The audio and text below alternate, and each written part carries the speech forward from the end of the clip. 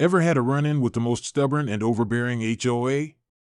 Well, buckle up because this is the wild ride of how I went toe-to-toe with my crazy Homeowners Association and came out on top. It all started one lazy Sunday afternoon when I noticed something unusual, a bright yellow slip on my doorstep.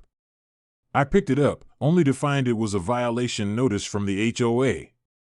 They were accusing me of something ridiculous, unapproved landscaping. I couldn't believe it.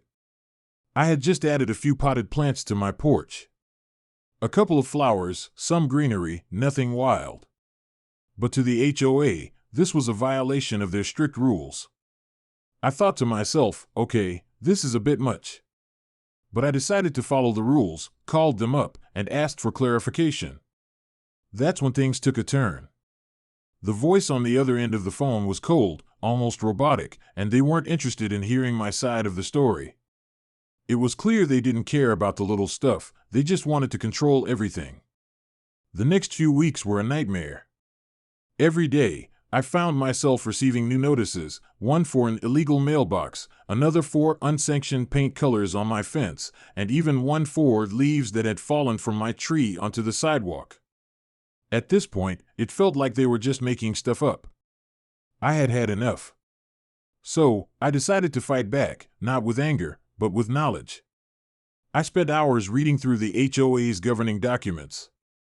Turns out, many of their so-called rules weren't actually in the legal agreements I had signed when I moved in. Armed with my newfound knowledge, I showed up at the next HOA meeting. I wasn't just there to defend myself, I was there to challenge their authority. With a calm but firm demeanor, I presented my case, quoting their own rules.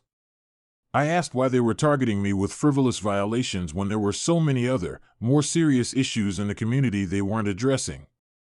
The board members were stunned. They had no idea what to say. After a tense few minutes, they finally admitted they had overstepped. The violations were dropped, and I was given an apology.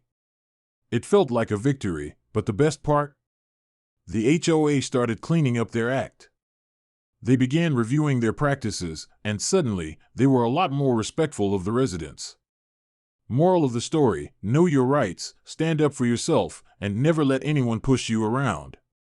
If you're dealing with a crazy HOA, you can always win, but only if you fight smart.